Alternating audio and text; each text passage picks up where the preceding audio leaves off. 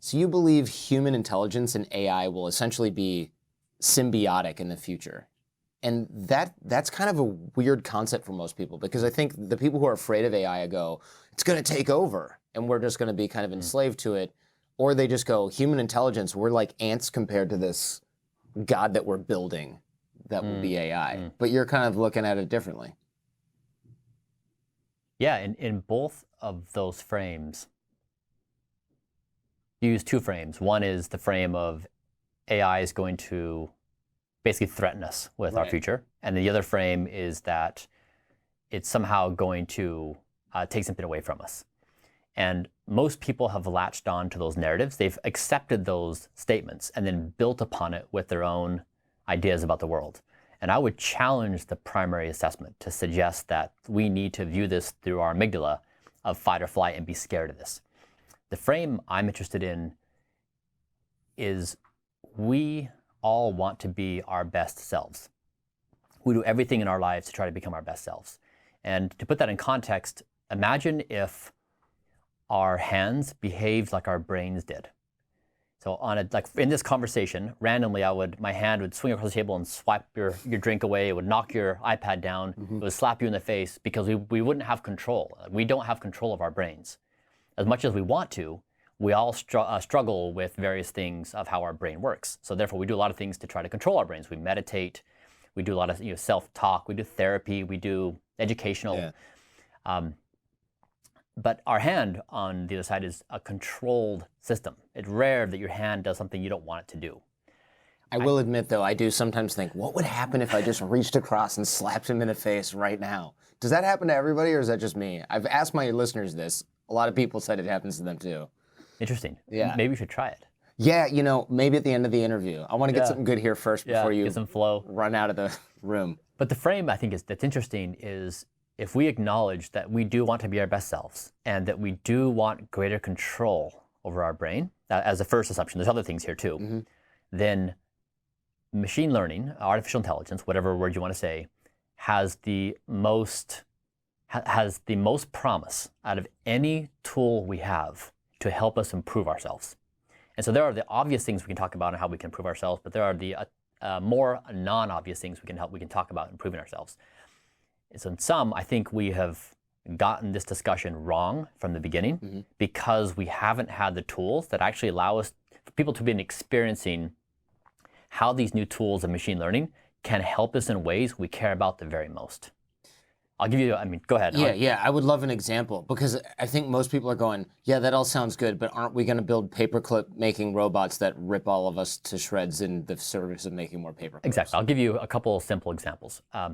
If you tell a 12-year-old girl prior to her taking a test, a math test, that girls are as good as boys at math, she has a higher likelihood of doing better on that math test. Is that true? That's true. Oh, wow. That's priming. And the same thing is true if you are signing up for your retirement plan when you join a new company.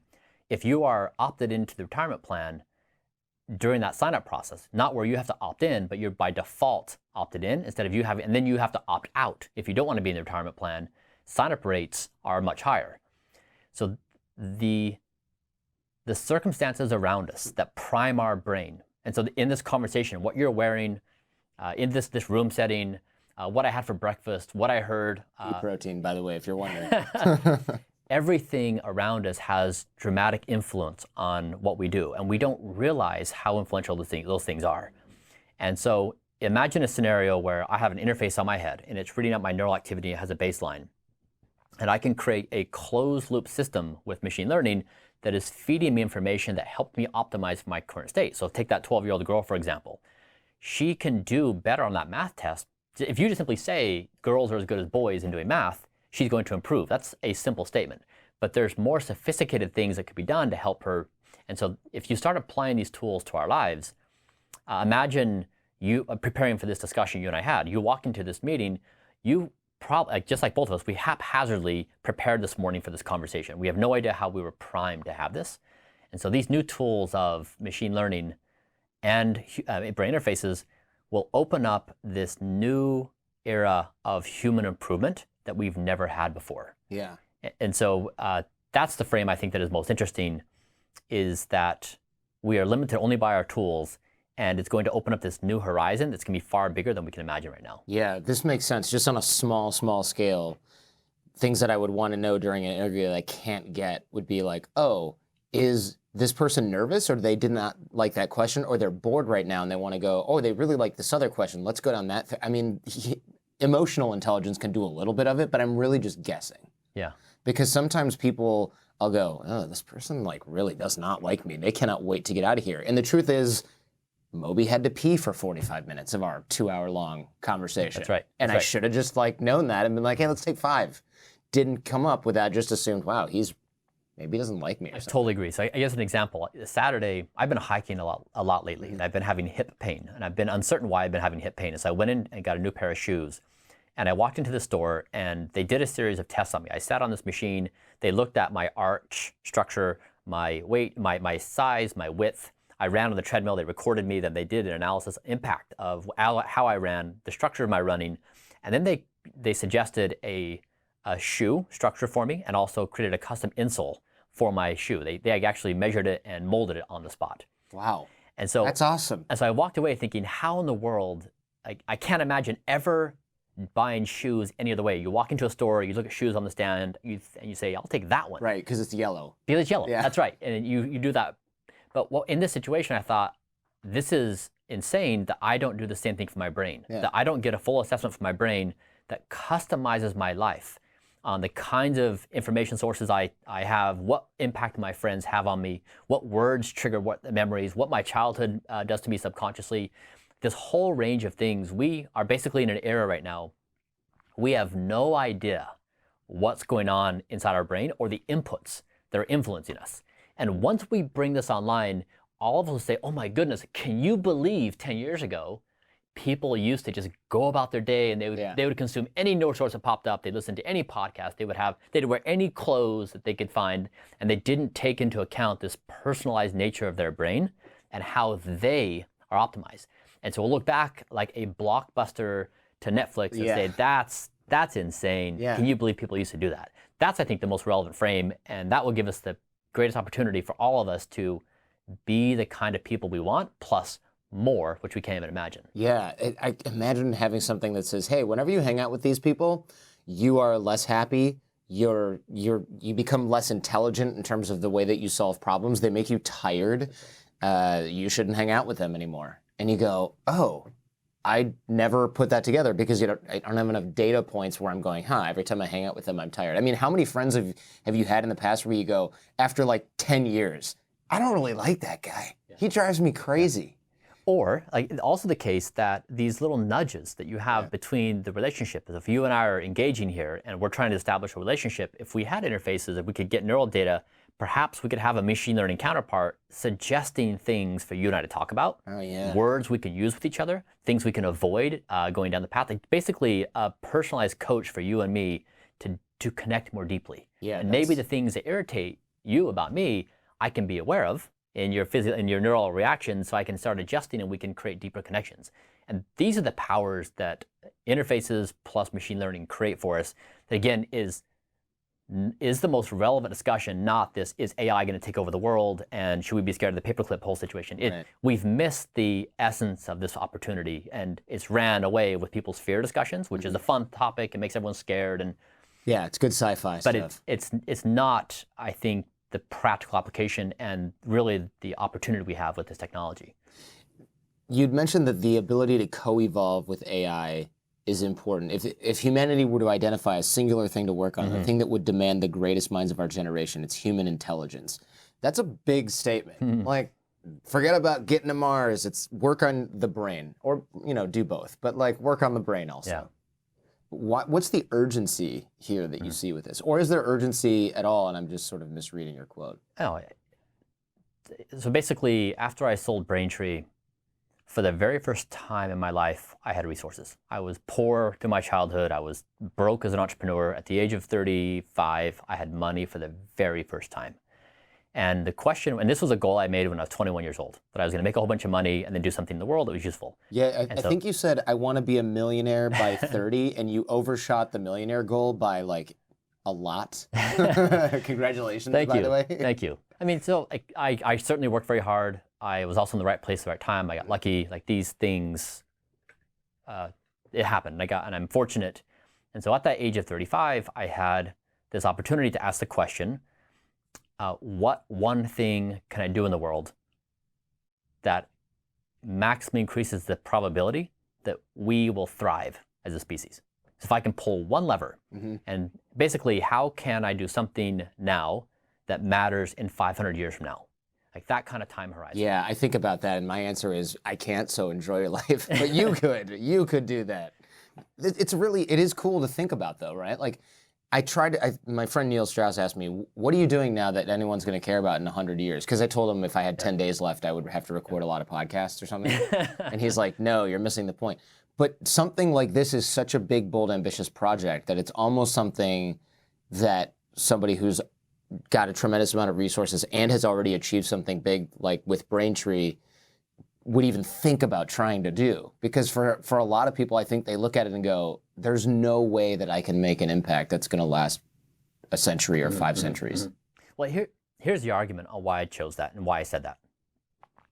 In that moment, with resources, I knew I could decide on what I wanted to next. But I knew in that moment that I was going to exercise biases of what things I was aware about in the world and how I thought. And so the first thing I wanted to do was I wanted to understand everything I didn't know and acquire perspectives I didn't have.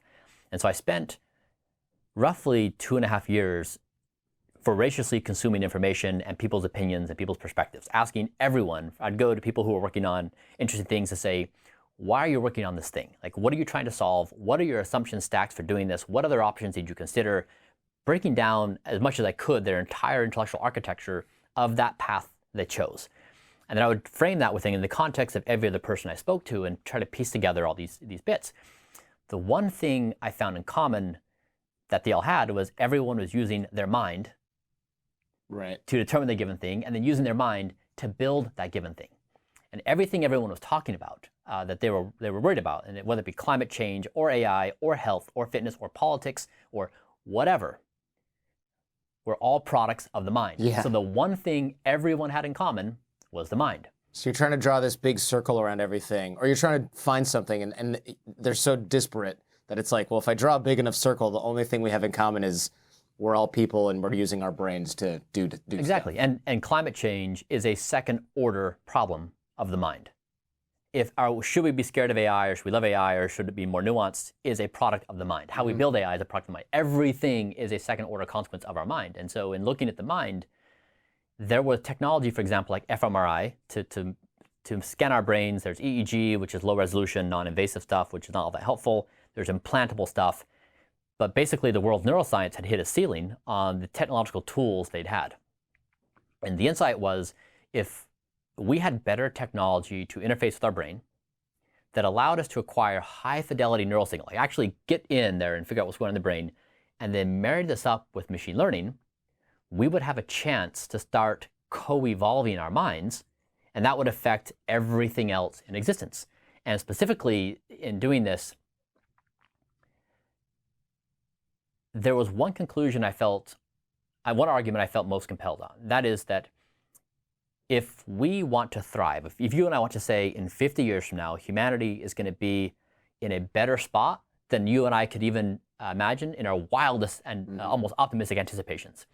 And that is that Darwin showed that species survive not by a function of how intelligent they are, but by how fast they adapt to change. So if you basically say, as a human now, and then if you say, you take a spectrum of how fast can we adapt to our circumstances now. And so take the extreme of someone loses eyesight and they have to readapt themselves to the world quickly. That's an extreme version of a human adapting themselves. Or can that person change a habit, which is a bit slower? And then you take it out to a whole bunch of us and say, how can 8 billion of us change our habits? How long does it take us to do that? Human adaptation has a certain speed. And then if you say the future is going to change very quickly, here are the forces that are going to change the future. And we think that humans are going to have to change roughly this fast in order to adapt to the future, plus things we don't know. And I look at those two things and I thought, uh-oh. Yeah, uh-oh. Those are different numbers that I'm seeing, because humans like we like status quo, we defend the status quo, we like the way things are. The future is demanding us to change very fast. And so that was the single thing that got me most interested in the way we are going to survive ourselves and create a thriving future. Is we have to increase the rate in which we adapt. We have to improve our evolutionary path. And specifically, the fastest way to do that is our minds. Because if you do a change in your genome, which I'm a big fan of genome. Yeah. I've invested in a ton of companies doing gene editing and gene sequencing. But the mind, if we had an interface, we could begin evolving ourselves within milliseconds. It is that's cool. Right now. And so that was my conclusion is, and I looked around the world, there was good work being done in various areas, but nobody was, with a concerted effort, building specifically technology to try to break through the ceiling that enabled this new era of neuroscience to move forward. And that's what I decided to do. Yeah, it's incredible. I know you bootstrapped Braintree, which for those of you who don't know what bootstrap means, essentially means not taking a bunch of outside capital, right? There's probably more to it, but then when you sold it, you put $100 million into, and more, into Kernel to try to do the interface. I'm wondering, $100 million sounds like a whole lot, but when you're talking about technology that doesn't exist, I'm wondering just how fast that money goes, and you go, wait a minute, where is it? Yeah. Building Kernel it has to be one of the most difficult companies in the world, unquestionably. Yeah. We have, in any given path, we are on the bleeding edge of engineering and physics and machine learning and software. Yeah. Nothing is easy. Like every component of this is, well, we don't know. It's never been, well, we have to advance this if that's even going to be possible. And then we got to do this other thing that's impossible. There's absolutely nothing easy about it. And it requires expertise from every field of science and engineering. And you need to figure out how these complicated systems work together. And so, yes, 100 million is a starting point, but it is not adequate. Yeah. And it's the case that brain interfaces really has not entered into the public imagination. There's been robust discussions about gene editing, about AI, about other things. We are nascent as a society in how we even talk about, because no one thinks that interfaces are a possibility. They think that they're 20, 30, 40, 50 years down the road, maybe, and invasive, likely. No one thinks they're even possible for the near term. And so therefore, we just haven't really discussed it. So we haven't established a vocabulary. We don't have stories. We don't have narratives. I was talking to David Eagleman on the show. I'm sure you know David Eagleman. He was on the show before, and he's like, the problem is our brain doesn't want an implant in there, so it's going to push things out. And right now, the implants that we have are kind of like this giant metal straw that I have in my cup here, and you're just going, well, if you jam it in right there, it's going to maybe hit the right part of the brain. And we need something that's going to be like 1,000th of a human hair hitting this very specific point that we're not exactly sure how to find. Yeah. So you got your work cut out. We started off looking at invasive, but we're actually building non-invasive technology. That makes more sense. Yeah. So to my layman brain. Yeah. So we're working on that, and it will not require surgery. And that's incredible, because I'm thinking brain interface. Okay, so it's like a cochlear implant on steroids. But at some point, you just can't get enough things in the right places without messing up the brain to the point where maybe it doesn't even work anymore, right? Yeah.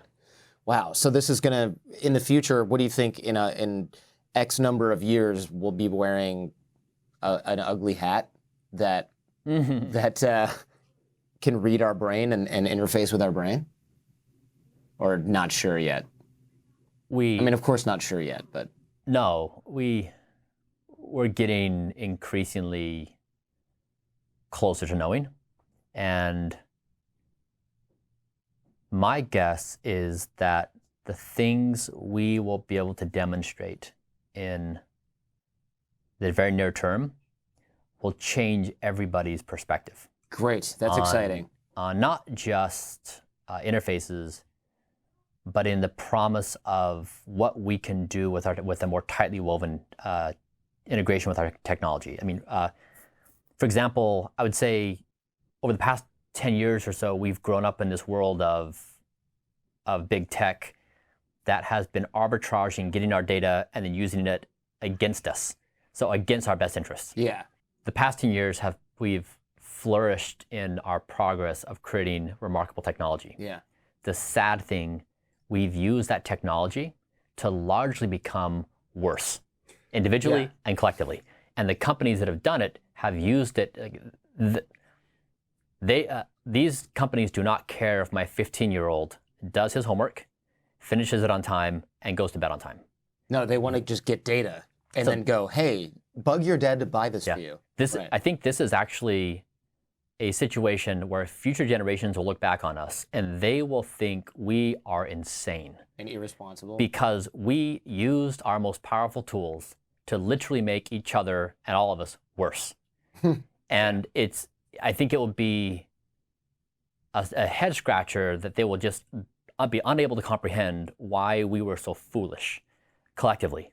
And I think, and it's also the case that I'd say that the thing that I don't understand, I guess I'm baffled by, is if we were to make a global priority, I would say that priority would be to radically improve ourselves as a species.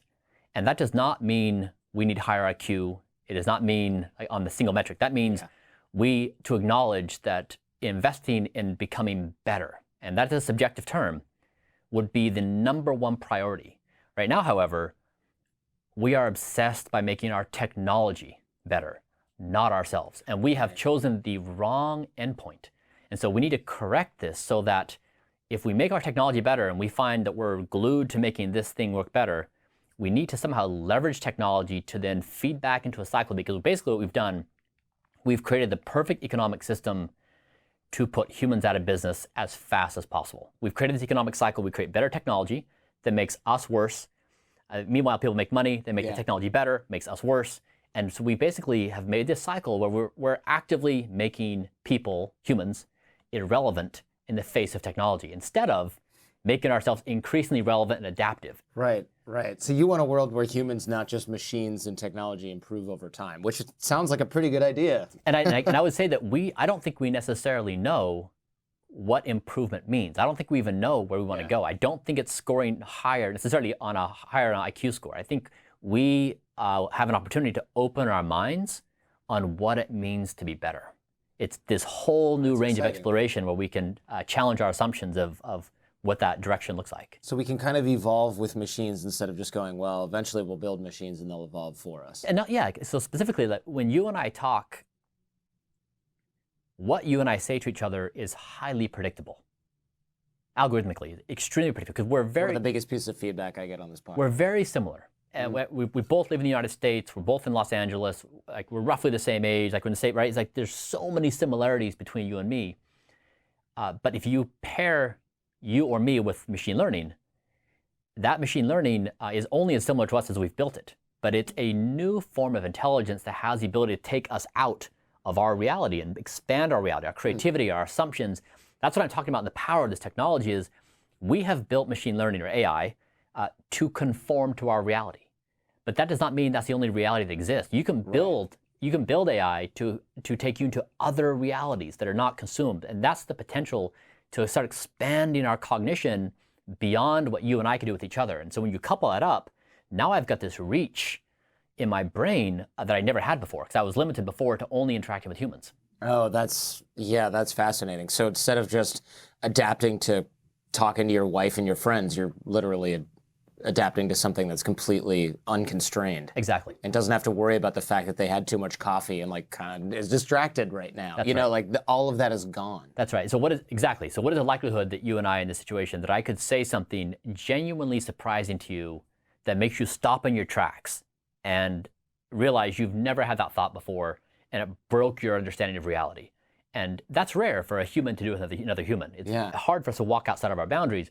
With machine learning, you can build it specifically for that, to start breaking our realities and expand ourselves out. And that's why it's so powerful. But it's hindered in many ways by this closed loop nature of us and our technology.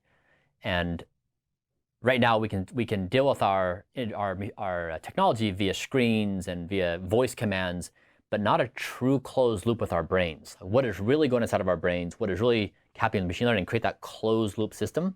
Right, because we're also limited right now by our senses, which I'm sure, as you know, and we've, again, with David Eagleman, he's like, look, your eyes aren't seeing the thing that is in front of you. They're seeing all this data They're getting all these light reflections. Your brain is what makes the picture, which is why when you lose your eyes, you could learn to see, literally see, just like anything else using, I don't know, what was it, like a tongue? Electrical grid on the tongue, and I thought, oh, he's just feeling things, or and the truth is that vision that someone like that might have could be just as good as what we are looking at, which is impossible to understand when you first hear it, because you just go, that's right. But my eyes, because we don't have any concept that our eyes are a keyboard or whatever, right. and it's just a crappy USB keyboard from a '93 Pentium 2. That's right. There's nothing advanced about it. I mean, they're miraculous in their own way, but there are other things that we can do. And even David Eagleman also had like that vest or whatever where deaf people can essentially hear using touch. This is just leagues and leagues and leagues and leagues beyond that, where we don't need that stuff. The brain is talking to the brain or interacting with the machine, not like I'm reading words off a screen, which is essentially going to look Stone Age. That's right. Once your stuff comes out. The example that brings this point home to me is our brain tricks us into thinking that the reality we occupy right now is the only reality that exists. We have a hard time imagining other realities could exist. So when we imagine the future, we imagine everything around us changing. Things will get faster, maybe we'll have flying cars, like etc. Yeah, still waiting on those. What we do assume is we will always have the same reality-based construction we do now, that we are rational, we're logical, that we're a knowledge-acquiring, tool-making species. We assume that is fixed in perpetuity. However, I think that could be a false assumption. And we need to look back, like, for example, Homo erectus, 2 million years ago, that had very rudimentary language, didn't have abstract concepts like math or physics. And so imagine Sounds like I have a lot in common with Homo erectus. Imagine speaking to Homo erectus. And first, you didn't have the language barrier, like Homo erectus. Imagine what it's going to be like to be an evolved form of you in 2 million years. Homo erectus did not have the imaginative capacity to imagine the stock exchange. Right. And so we need to realize we are in the exact same position. There's no reason to believe we've reached this apex of reality construction, and to imagine that our reality could be entirely unrecognizable to us in 30, 40, 50 years breaks our brains. But it's that starting point, which I think is the most interesting thing we could be doing right now, is opening up these possibilities that we could and we may want to head in this evolutionary direction, but it's possible. We've done it before, so it's not a crazy idea. We're on this path. The question is, can we replicate 2 million years of evolutionary advance in 30, 40, 50, 100 years with technology? And I don't know why we couldn't. Yeah, I mean, it seems like things are speeding up everywhere else. Why not in this department? And the brain's plastic. We can evolve very quickly. You and I can change ourselves very fast. And so we know that we have that capacity. So we're in a really good starting point. I think we're only bottlenecked by our technology. And if we can do that and start playing with ourselves and start opening up avenues, people might become really interested in exploring outside of ourselves. Definitely, yeah, especially if they don't have to let your buddy crack open their skull and shove some wires in there. I mean, that I thought, whoa. I even had a question in here that you essentially have preempted with the whole non-invasive thing, where I thought, like, how are you even going to convince people to let you go in there and try this? I mean, it would have to start with medical application where it's like, you're going to die. Can we open up your head? Yeah. Yeah, sure, go for it. Yeah. You mentioned CRISPR and gene editing and wanting to interface with neural code. Are we going to be able to go in there and fix errors, or are we only thinking right now about how do we sort of supercharge this thing? How do we add? You're asking about gene editing? Yeah, but also even with our neural code.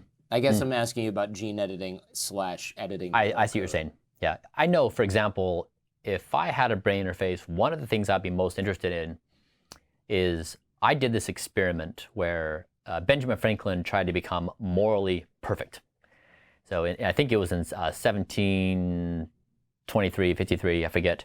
He wanted to become like Socrates and Jesus. And he said, I'm going to master humility, temperance. He wrote down these 7 moral attributes. And he tried to become morally perfect. So day 1, he'd focus on humility.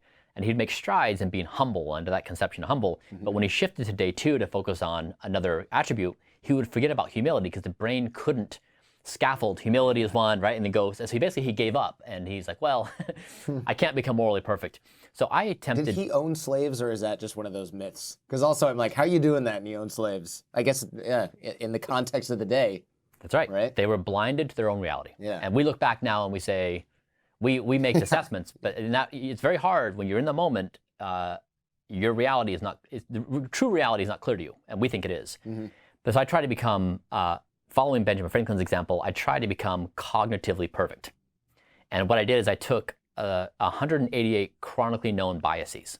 So tricks our brain plays on us to cope with a complicated world. So, like for example, confirmation bias. Confirmation bias. Oh, we love those. That's how I've got to send this to you. I've playing cards. They're not even playing cards. They just have biases on them. Yeah. So when someone says, "Oh well," I go, "Hold on," and I throw these cards out across my desk and I look for the bias and grab it. I love that stuff. Yeah. So in my thinking, for example, I accept as the true reality that my brain is highly flawed, and that I am always making mistakes of distorting reality to help me make sense of a complicated world. And so I'm exercising these biases all the time. So I try to become cognitively perfect and say, today, I'm not going to fall prey to confirmation bias. So if you ask me my opinion about something, I'm going to stop my brain in its tracks and say, hold on, you are telling me you believe in this existingly, and you now are desperate to find information that confirms what you already believe. Now, if I had an interface that could help me become aware of my biases, or if it could give me nudges to say, just be careful as you think about this thing. You may want to think about it like this, and like this, and like this, and it helps me expand out my cognition to not fall prey to these things. Right. Yeah. Then I would probably become much more self-aware, more humble, more open-minded. And right now in society, we struggle with these things. Our fights are so cantankerous. Yeah. And so I guess what would I use at? I guess in my own cognition, that's one area. But you can imagine if we start becoming aware of these things, where that allows us to go. Yeah, of course. Because even when you're thinking of a counter argument for something, you're just availability bias is right there. Because the first thing you think of, well, you're like, wow, I knew this before, or like there's all kinds of, because these are adaptive, these biases. Yeah. It would be almost impossible to go about your day without having these adaptive biases help you, unless you had a computer going, don't fret. Here's a bunch of examples that you wouldn't have readily thought of that I'm going to provide for you, because otherwise you're going to sit there for 20 minutes trying to think of something that is not subject to availability bias, because you're going to spend half an hour thinking of options. Yeah. I'm imagining a situation where two people are talking and they have an interface, and let's just say we can detect, for example, I say a statement to you, and within 100 milliseconds, you have made up your mind about what I'm going to say and your opinion and reaction to it. So now all you can think about is your response to me. And so I speak for 30 seconds, but you don't care about, because you within 100 milliseconds, before you're even aware, you already know what you're going to say. And Isn't that how we are normally? Exactly what I'm saying. So I was like, wait a minute, this is me already. Exactly. So if we became aware of that, and then you say, hold on, Bryan, you are not listening to anything he's saying. You've already made up your mind. That imperils you to re-entrench yourself in your existing beliefs. So these are the kinds of things that I think it would be humorous. Sure. And then we all say, like, holy shit, you're right. Like, I am so closed-minded. And I thought I was this open-minded person. And that's the funny thing is all of us believe that others, I found a study, I think it was something like 92% of people or 82% of people believe that others suffer from cognitive biases, but not themselves. They think they are hyper-rational, logical, have total meta-awareness, and they are so convinced of that situation that others are falling prey to that. Yeah, must be nice to be the only person who has no cognitive bias affecting any of their decisions. Although, if it were really the case, you'd have to take a nap by 11 a.m. because you wouldn't be able to function. Like if you take away bias, and in everything that you do, you couldn't function. There are hundreds of these things, and there's shortcuts that your brain has so that you can get by. Your point is a great one, and what you just identified was scaffolding. Our brain is all by itself to handle this complicated world. And it does those things in part out of necessity to survive the complexity. However, if we could create technology to help us scaffold, so we slowly build up better infrastructure all around us in how we think and how we roll, that's how you level up the human race. is you slowly scaffold up our cognition by knocking these things down one at a time. But you nailed it. We have limited capacity in our brain. Being human is very, very hard. Living in this world is very complex.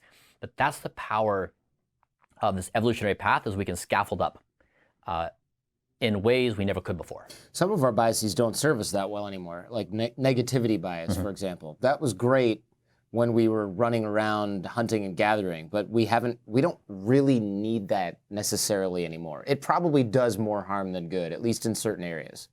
You know, look, your brain interface thing, it's not going to work. Just go on vacation, sit on the beach. You got plenty of money. Why are you worrying about this? Oh yeah, it might not work. A lot of things I've done in my life haven't worked.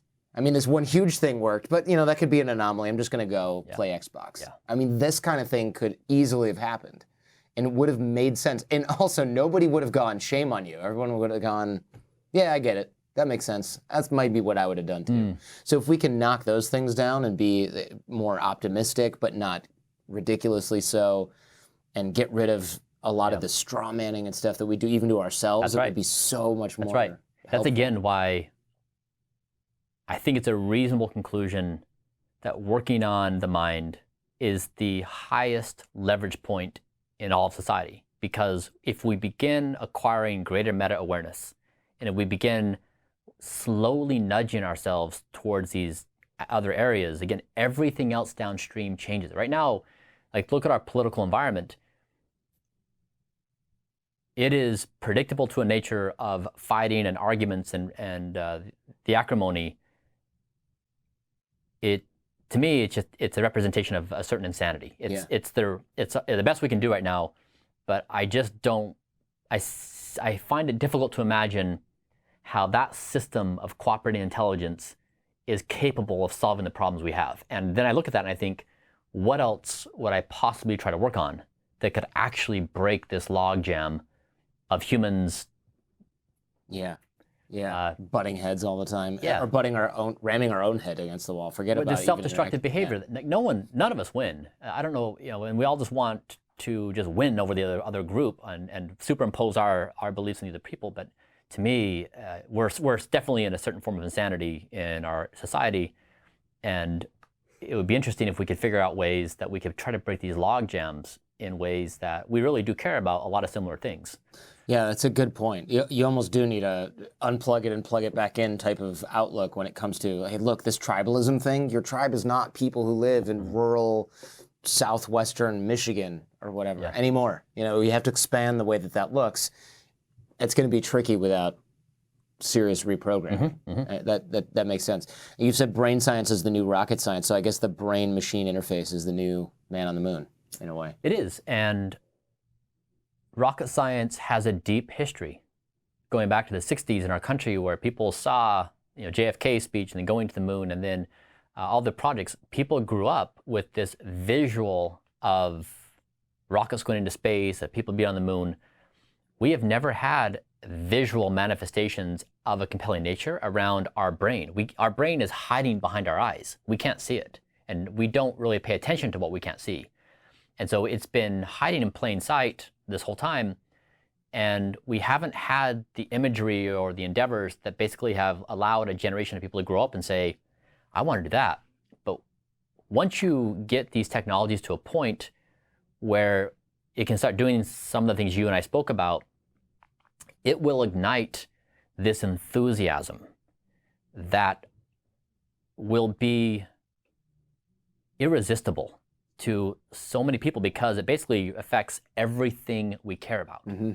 And that's why I do think that in a matter of years, neuroscience will become the new rocket science, because it won't just be rockets going into space to some rock floating around. It will be this infinite realm of expansion of our minds, which ultimately, that's the thing we find most interesting, is exploring experience and relationships. And like, this is the thing we care about the most. And we basically get this opportunity to become explorers in this new era of our cognitive expanse. And we have no idea where we can go. And I think we're getting there. But I do think this new era will be here, and it will become the primary interest of the world. Yeah, I think it would be hard not to get fascinated by this once we can actually see what it does. especially when you have a critical mass of people that are doing this, and it's not just one crazy guy who's like, no, my interface is telling me all these things, and it's like, calm down, here's a tablet of medication you need to take. If you have a critical mass of people and they're all coming to these advanced conclusions and able to build and do things that other people can't, everyone's going to want this. It'll be like a smartphone where everyone's like, I don't need email on my phone. Oh, well, that's actually, it's pretty convenient that you can do all these other things. All right, fine. And then, they're addicted to it. I mean, it worked on my parents. Yeah, that's right. Yeah, I think your comment on the smartphone is right. The smartphone has been the dominant platform over the past decade. Yeah. That's fueled pretty much everything else. All of our habits and our behaviors. That platform has begun to taper off in terms of societal adoption and what we've done to it. I think the next one to emerge will be the brain. Yeah. That will be the new platform we all build upon, and it will create our new rich environment. But again, I think the world is looking for a new platform to build upon. We've run the course on smartphones to a great degree. We need a new thing, and I do think that the brain is a good it's the new old potential. Thing. The old new thing. Yeah. That's right. What about privacy when it comes to you've mentioned this might be a little bit of a tangent, so if it's a non sequitur, then so be it, I suppose. But you said that privacy inequality could actually create more of a disparity between people than economic disparity, which is kind of a scary thought considering that a lot of us feel like we don't have any privacy at all already. Yeah. What's going on here? What is the privacy issue? Is it just that we're giving big companies, big tech, all of our data, or is this problem going to get worse with things like brain interfaces? To me, the central premise around this entire thing, I think privacy is an element of it. The primary interest I have on this question is, how do we deal with each other? And what do I gain if you become worse and I become better? And that's the game we're playing now. Is people are willing to become better at everyone else's expense. Yeah, zero sum or whatever. Is that what that's called? I think that's what that's called. To me, that's a form of insanity. I don't understand how we... I get it's like that's how our brains work now. It's how we optimize in our current system, and we're willing to make those trade-offs. And I'm not saying I'm above that. I'm saying that I fall prey to the same things because my brain is flawed. However, to me, in building Kernel, the central thing I want to accomplish is people become better. And they become better in the ways they want. And that's hard because there's a careful line of paternalism. Like, I don't know what's better for you, and I can't say what's better for you. You also need the opportunity to explore the things you want. Now, it's also you and I know that even though you and I want to be better, we don't behave in our best interest all the time. No, for sure not. In fact, you and I are probably our worst enemy in many ways. Definitely. And so it's like it's the alarm clock problem. You set your alarm clock for 6 in the morning at midnight, and then when it goes off at midnight or 6 a.m., you're like, like just. Right. Snooze. So which one of you are you? Are you midnight, or are you 6 a.m.? Yeah. And which person wins in that scenario? And so we all have this complexity. Depends how far away the alarm clock is from the bed. Exactly. But yeah. But I'm saying we have these internal conflicts, we have these societal conflicts, but the point is there's a lot of pressure, a lot of things holding us back from becoming the people we want to become and becoming the society we want to become. And acknowledging those limitations, privacy is one component of those larger things. And it goes back to what we discussed before. The highest value priority we could have as a society would be radically improving ourselves. The single highest area of focus. And in all the ways we can imagine. Now that is a difficult concept because if you then break it down, so what does that mean? Where do you go? There's no clear answer. So it's very easy for me to make that as a statement, but then in practice. But still, just that acknowledging that we have the debate and then try to start nudging our way in that direction, to me has a highest yield for all of us. I know that you'd grown up, you said you grew up pretty poor, and I read about this. Your mom used to make your clothing. I mean, most people's moms don't have to make their clothing. So that's kind of next level economic disparity that you must have grown up and seen growing up. And was it Mormon that you grew up, so you went on a mission to Ecuador? What was it about the trip to Ecuador that said, okay, I got to make big changes here? Because it seems like that was a big moment or a big time, not necessarily a moment. I guess you were there for a couple of years. Yeah. I would say what happened there? I've had a few of these experiences in my life where I was exposed to circumstances that made me realize I was trapped in a reality. And when I went from growing up in Utah to going to poverty-stricken Ecuador, living among people with mud floors, mud walls, that broke my reality from growing up in a privileged world of the United States. Clean water, great medicine. Like, even though my family was poor, living in the United States was magnificent. Like, we have all these great things. And so that broke my reality. And so when I came back to the US, the contrast just struck me, and I was confronted with this dilemma of, there are these people who are in extreme poverty, there's these people in the United States who are in this opulent world. That is a big disparity. And the same thing happened when I grew up in Mormonism, where it was a hyper-religious environment. It was a singular reality about everything. I literally, like, it was black and white about my reality as a Mormon and then everyone else's reality. And I could not understand anyone else's reality. And when I came out of Mormonism, and I was like, oh my goodness, I was in a all-encompassing reality. And the same thing when I discovered, when I became aware of behavioral economics and biases, I realized my brain was flawed, like, incredibly flawed. So I guess the point is, several times in my life, there's been these demarcations where I realize I'm trapped in a reality, there's other realities that exist, and it expands my awareness. So that mission was the first moment of my life, and what happened from that is I basically said, I don't care about anything other than creating a better life for other people, trying to do what I can to improve the life of other people. Like, it didn't make sense for me to get a job, to make money and retire and travel the US in an RV. Nothing made sense. I didn't care about anything else other than trying to make the world, improving the world in whatever way I could. And so I guess I'm always on the hunt to discover new realities that I can't see. It's the most interesting question, I think, for me, that I find. It's funny because it's a lot of people who grow up that way, or anyway, aren't necessarily looking to expand. They'll maybe leave the Mormon church and go, okay, I broke that reality, I'm good now. You're just kind of like, well, wait, if that was trapping me, and then I left that, and then I went to this other place, and that was a trapped reality. So everything I'm seeing right now is always just another reality that I'm sort of trapped in. You're like the guy from Quantum Leap or something, right? Like, you end up at another place, but it's not really home. Exactly, and I think that's the risk we all have, is we do, like you said, we leave a reality, we get into a new reality, we're like, this is home, this is the true one. This is the true one. I need to convert everyone to my new reality, instead of saying, okay, this is a temporary reality, where am I being trapped, and where can I go next? I totally agree with it, because I don't think there's one true reality. I think we're just like popping around from one reality to another, and then we have these tendencies to evangelize our reality. Yeah, we want to seek certainty, and if other people believe it, then it's probably true, right? Exactly. This is actually I think one of the more interesting things about being human is, right now we have this general agreement that we want to occupy the same reality, and we do so for practical reasons. We all want to drive cars on the right side of the road. We want to obey a certain set of laws so that we can agree upon society. So we try to scaffold society on a similar reality.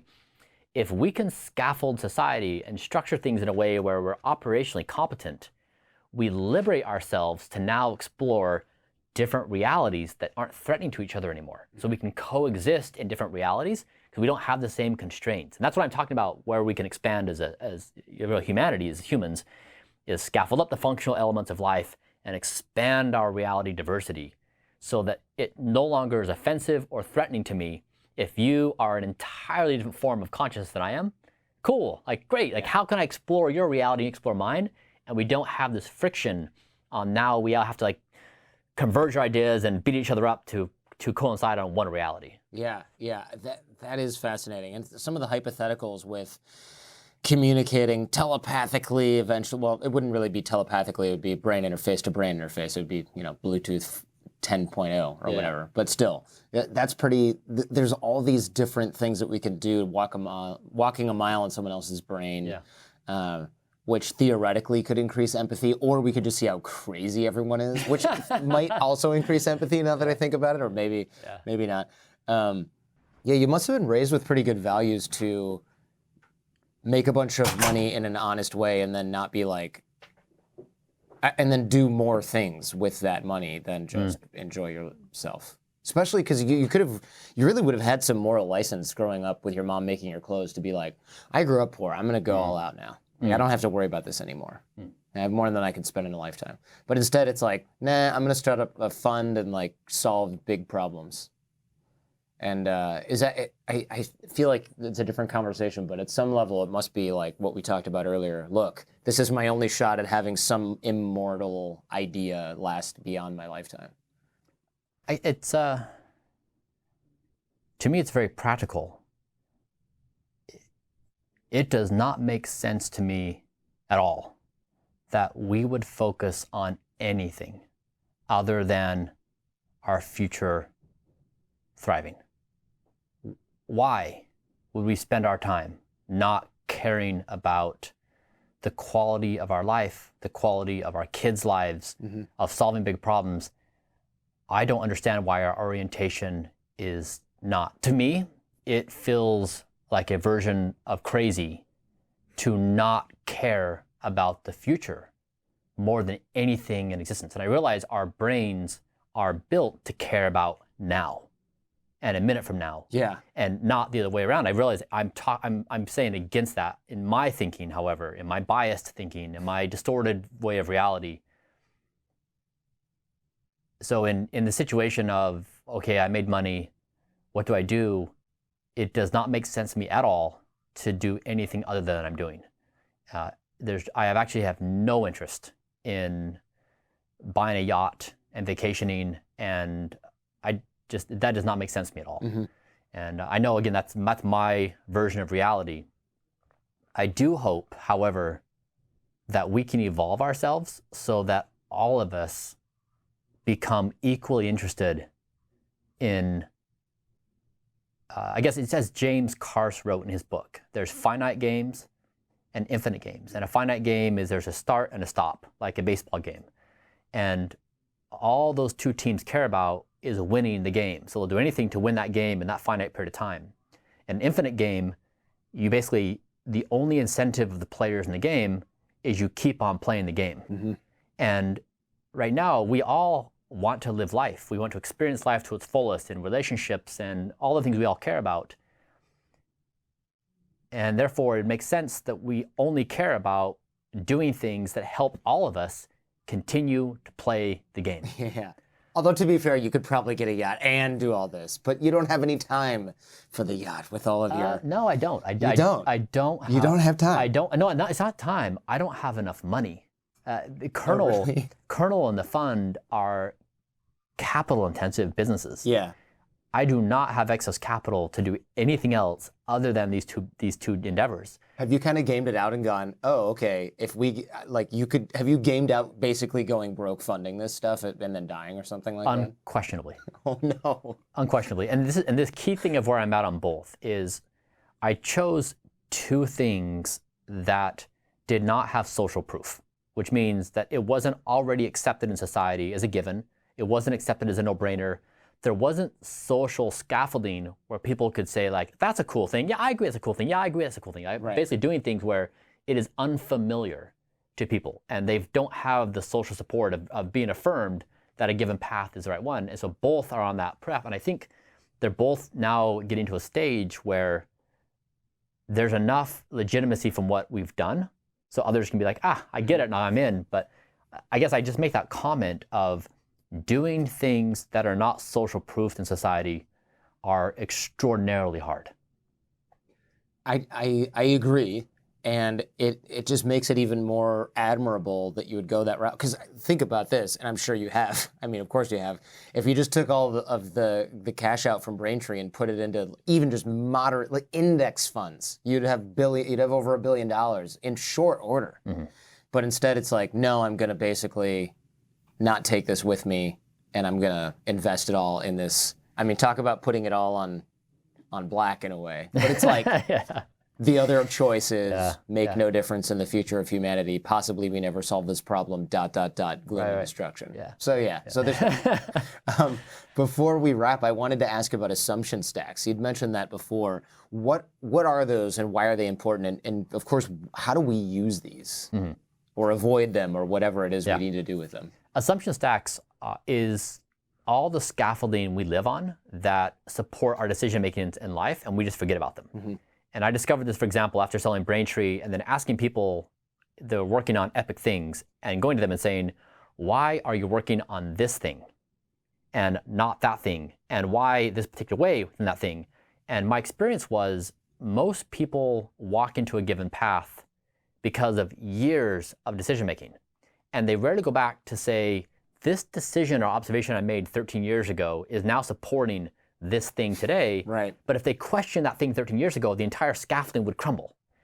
And so the key is to always realize you're standing on top of this structure of all these things you accept as truths, all these things you've been told as truths, and then you're making a decision. Like with my 15-year-old who's in school, I ask him questions. Like, for example, he optimizes for college admissions. Everything he does is like get good grades, do this extracurricular activity, and he's basically building his resume for college admissions. And I ask him, why?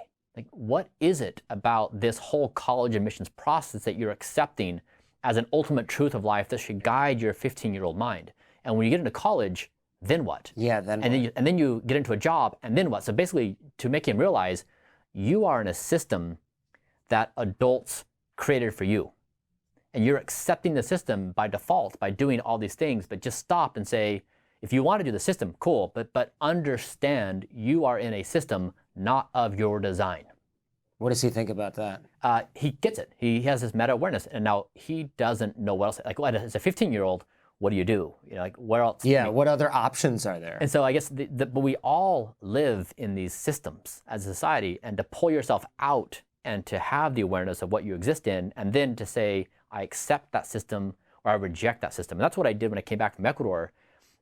The default move for me was go to college, get a job, and get in that system. And I basically said, I don't think that system is right. I'm going to create a different system. And so it's assumption stacks reveal systems. And then it gives you the option to accept those or to do something different. But just having that meta awareness that you're opting into those things. And so, I mean, so much of, I'd say 99% of societal assumption stack scaffolding is outside of our perception. We all exist, like we're sitting in these chairs with this table, with you and I engaging with this light structure. These are assumptions other people have made that we exist in. And we just accept it because people just do it. It's always been that way. Exactly. And so, but to realize that we are in this system created by others and we are oblivious to it. I like the idea that it opens up so many options when you start to think about these, right? And what are some of the most common, what are some common assumption stacks you see people holding that don't serve us? So the school system is one thing. It might serve a lot of people, actually, who have no other structure. Sure. But you'd mentioned before or at least maybe this is in Wired or something. It was like the monkeys climbing to get bananas kind of example. Yeah. And I think this is really good. Can you take me through that? I'm going to ruin it if I try. Yeah, that's right. So I was trying to use this example at Braintree because I was inviting the team to tease out what assumption stacks we were accepting in building payments, building a company. And that includes our leadership structure, our customer support, all the above. So the story is there's 5 monkeys in a room. There's a ladder that goes up to a perch. There's a box of bananas. And when a monkey tries to climb up the ladder to get the monkey, then that monkey sprayed with cold water and all the other monkeys. So the monkeys soon realized after being sprayed a few times that if you climb the ladder and go to the bananas to get one, everyone gets sprayed by cold water. So in the experiment, you pull out one monkey, you put a new monkey in, the new monkey's like, wow, bananas, runs up the trail, the ladder to get the banana, and they all get sprayed by cold water. Soon, the behavior is known by the monkeys, if a new monkey comes in and doesn't know the rules and tries to run up the ladder, grab the monkey, pull it back down because we all get sprayed by cold water. So soon you basically replace all the monkeys in the colony, none of which have ever been sprayed by cold water. All they know is there's this accepted and expected behavior. If a monkey goes up the ladder for the bananas, grab it and pull it down. But if a new monkey comes in and they say, hey, why do you guys grab the monkey when they try to go up the ladder to get the banana? Not a single monkey could tell you because they've never been sprayed by cold water. The assumption is buried. And so in society, if you start poking, and even in your personal life, you start poking, why is this the case? Then you basically have the power of playing the game of Jenga, where you find like the loose little piece of wood, you pull it out, and the entire thing crumbles. Yeah.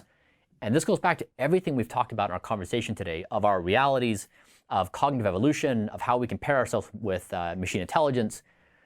For me, our thriving in large part depends upon poking at the scaffolding we've created and letting it crumble in certain ways and rebuild in other ways. I think I was better at this when I was younger. Is that normal? Because when I was a kid, I remember looking at Gopher, which was like text-only internet, which is essentially, it was just a library connection on a dial-up modem. And I remember telling my dad, hey, there's this company called Yahoo that is indexing things on the internet. And he's like, no one's going to use this. Every town has a library. I think we know how that shook out. I've told the story on the show a bunch. But then I remember getting a Palm Pilot, and they were like, oh, if you buy this really specialty thing that connects to it, it's a card. Instead of a memory card, it's a Wi-Fi device. And I was like, I have to have that. So I special ordered it. And I remember thinking, why don't they take the same type of thing that satellites or wireless data, because we didn't have data on a smartphone back then, why don't they make it so that this can sort of wirelessly get data just from anywhere? And I remember asking people who worked at, I think, Palm at the time, or Compaq, it was Compaq, and they go, yeah, there's just no demand for that. And I thought, how is there no demand for you to have the internet, which even at that time was pretty basic, in your pocket everywhere you go? Especially if you're already going to carry this big-ass Palm Pilot, why would you not want connectivity? Yeah. And now, of course, everyone has smartphones that are all connected, and if you don't have data, people are tripping, right? Or if you have slow data, people are freaking out. Yeah. And so, but now as an adult, I don't think I'm as good at breaking those assumptions anymore. Maybe I'm just in so many assumptions that I can't see a way out, like I'm tangled on a spider web of them. Whereas as a kid, nothing seemed sensical because it was all built by grown-ups who didn't know anything. And I, as a 14-year-old, was a genius. Knew everything at that point in my life, right? So it seemed easier. I relate with you on that, in that with my children, my favorite thing to do is listen. I'll ask them a question, what do you think about this? And they just talk. And I love listening to how they think, because as they architect their arguments and roll through things, I get to see how they piece information together, what they accept as an assumption, not as an assumption, but it's fresh. Because I walk into the world, like you're saying, with some pretty tough conclusions about life, and they're still formulating their reality. And so I get a mirror in hearing them think of new insights, of a new way to understand reality. And so I agree with you, it's entirely fresh. And this goes back to why I find interfaces so interesting, is imagine you've got an interface on your head, you have a machine learning partner, and it is helping you break your assumptions all the time. And so it's suggesting, hey, what about this? And what about that? And so a different form of intelligence and reality, start breaking it down, you might find the most liberation you've ever experienced in your life to unshackle yourself from your own brain. That to me is the most exciting thing. And so then you basically say, like, what? If you just pose the question, who can be a guest on your show? What topics can you discuss? In what formats? Like, for example, like, here's a weird idea, is you may find that sitting down in a conversation constrains the range of your conversation. You can quantify it. And that basically, if you get a rotating system that changes the person's physical layout to the person, like we're now on our sideways, now we're kind of tilted, now we're kind of backwards, and that doing that as you talk through various things, it changes the way our brains work, the way we relate with each other, the social structure. And that may sound weird to us now, but then if you do it experimentally and we say, wow, that changed entirely my attitude towards you, it changed my responses on certain opinions, I thought of things differently, we may find that sitting across from each other in a stationary fashion is crude relative to changing body positions. Sure. Things like that, that you could just start finding this expansive thinking of your own, that how you could do your podcast in non-traditional ways to expand the range of experience that your listeners could have and you could have. I think about this a lot because there's a YouTube show called Hot Ones where this guy basically eats hot wings with famous people and asks them questions. And at first I thought, what a dumb gimmick. But now it's like, well, wait a minute. you can't really have pretense when you're covered in hot sauce, you're crying because it's really spicy. You know, you get on Tyra Banks, who's a model, she's covered in hot sauce and crying, and like she needs to blow her nose, but she's got barbecue sauce all over her hands. It's a whole different experience. It's a whole different conversation. That's right. And I'm thinking like, okay, it's hard for me to imagine doing this while eating hot wings, but what other ways are there for me that are just beyond what I thought was a dumb gimmick? Even comedians in cars getting coffee with Jerry Seinfeld. It's like, well, we're driving, and when you're driving, you're kind of there's a little bit more or less autopilot stuff going on. And I'm thinking like, well, I have some of my best thoughts in the shower. I don't know if I could shower and do a show. It might be a little awkward, but there's something there, right? Yeah. There's something there. This goes back to the very first thing we talked about today, which is priming. Right? You tell the 12-year-old girl that she's as good as math as boys. And that single statement changes how she approaches that math test. And so what we're talking about now is you're priming either with wings or in a car. But yes, you then open up that awareness, right? So now we have 5 different scents, 5 different drinks, and a vaping device. Yeah. And before every question, we choose a scent to prime ourselves, or a drink to prime ourselves, or or a vape like nicotine. And we watch how our mind evolves with each other. Maybe we change the color of the room, but you basically change the priming inputs in real time, and we acknowledge that we are very susceptible to incoming influence. And now we acknowledge it and we play with it and we see where we can go.